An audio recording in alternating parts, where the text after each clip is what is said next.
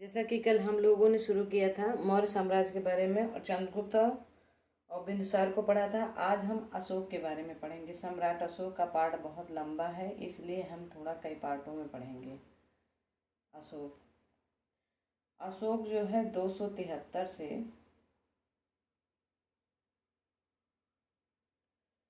232 तक शासन करते हैं।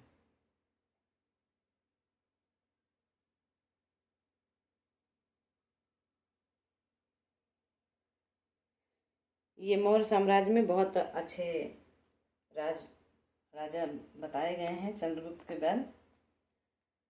जैसे कि हम अब इसमें जैन श्रुति या सिंघली अनुश्रुति में ये पता है कि 99 भाइयों की हत्या करके इन्होंने अपना सिंहासन प्राप्त किया था। और इनका जो राज्याभिषेक हुआ था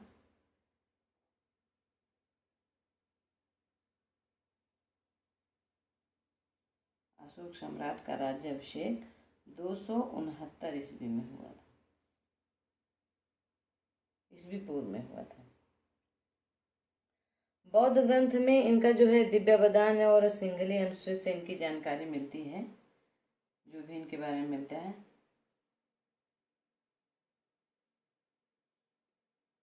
सिंघली अनुच्छेद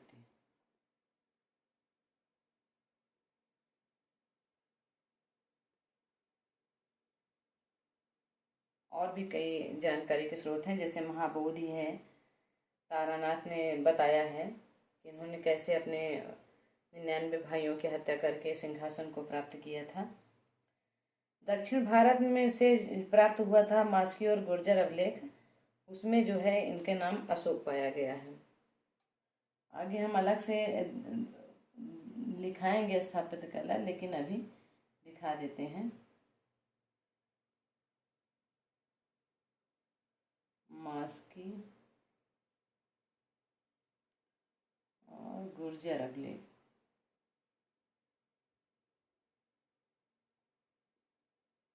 इसमें इनका नाम अशोक मिलता है। आता है प्रश्न में कि किस अभिलेख में जो है अशोक का नाम अशोक मिलता है, तो मास्की और गुर्जर अभिलेख में। और दूसरा इसमें पुराणों में बताया गया है कि पुराणों में अगर देखा जाए तो इनका नाम अशोक वर्धन प्राप्त होता है। अशोक वर्धन, अशोक वर्धन के नाम से जाने जाते हैं। ईरानी शैली में इन्हें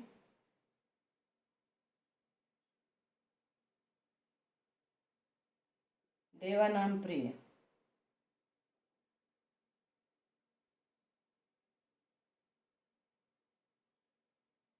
देवानाम प्रिय या तथा देवानाम प्रियदर्शी भी कहते हैं।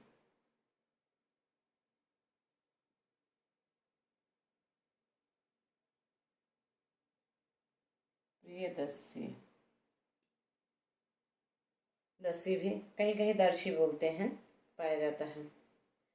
इनका जो राज्याभिषेक था, पहले ये जो है राज्याभिषेक राजा के समय से पहले उज्जैन के राज्यपाल थे। इस राज्याभिषेक के पहले ये उज्जैन के राज्यपाल थे। फिलहाल ऐसा क्वेश्चन आता नहीं। और जो कल्हड़ की राज तरंगिणी है, उसमें ये माना जाता है कि अशोक बौद्ध धर्म से पहले शिव के उपासक थे। बौद्ध धर्म के पहले शिव के उपासक थे।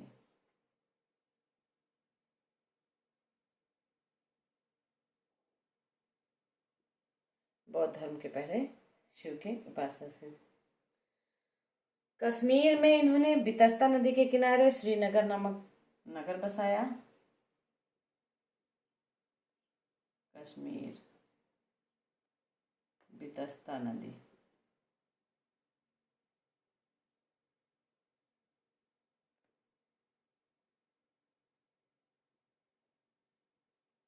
किनारे श्रीनगर बसाया।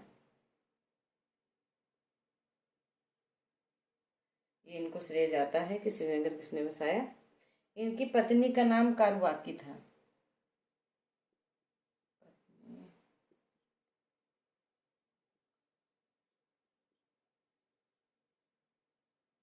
कारुआकी। और दूसरा इन्होंने कलिंग युद्ध,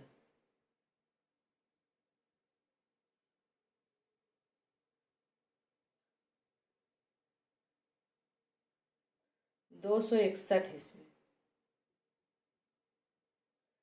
कलिंग युद्ध इन्होंने 261 ईस्वी पूर्व में जीता, आक्रमण करके। ये कलिंग युद्ध जो है हाथी गुम्फा से मिलता है, अभिलेख से। हाथी गुम्फा अभिलेख से मिलता है कि अशोक ने कलिंग पर विजय प्राप्त की थी। यहाँ का कोई एक राजा था जिसका नाम नंदराज था, पर जिस समय अशोक ने इस पर आक्रमण किया था ये राजा नहीं था, औरतों के द्वारा ये युद्ध लड़ा गया था। कलिंग युद्ध का जो परिणाम है उसके विषय में ये 13वें शिलालेख में पाया जाता है। इसका उल्लेख 13वें शिलालेख में, इसका उल्लेख 13वें शिलालेख से मिलता है कि कलिंग युद्ध अशोक ने किया था। कहते हैं कि कलिंग युद्ध में हाथी बहुत ज़्यादा मात्रा में पाए जाते थे, इसीलिए अशोक ने कलिंग पर आक्रमण किया था हाथियों को प्राप्त करने के लिए। और कुछ लोग कहते हैं कि यहाँ का जो है राजसी ठाट और यहाँ की व्यवस्था बहुत ही अच्छी थी, इसलिए उस साम्राज्य पर आक्रमण किया था। अशोक का जो साम्राज्य था वो जो है उत्तर पश्चिम सीमा प्रांत से, उत्तर पश्चिम सीमा प्रांत से लेकर माने अफगानिस्तान,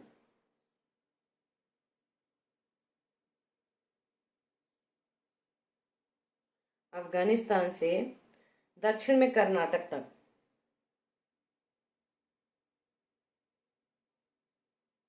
दक्षिण में कर्नाटक तक और पश्चिम में काठियावाड़ तक, पश्चिम में काठियावाड़ तक और पूर्व में बंगाल की खाड़ी तक।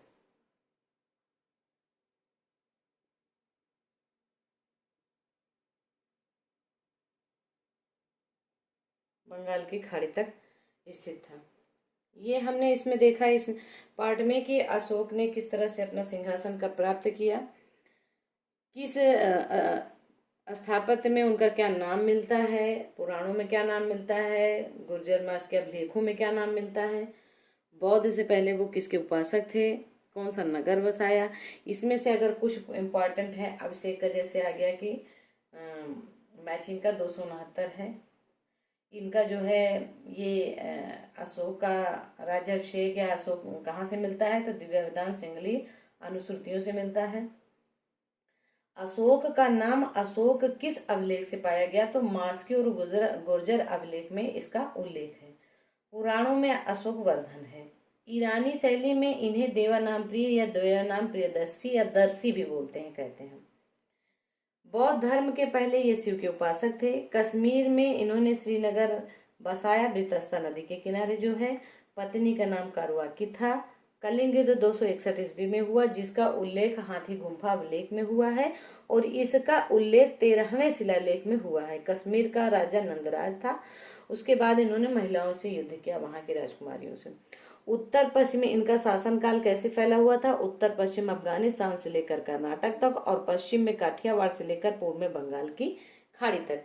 इसके आगे इनका जो है शिलालेख के बारे में और इनकी व्यवस्था के बारे में हम अगले वाले पार्ट में देखेंगे।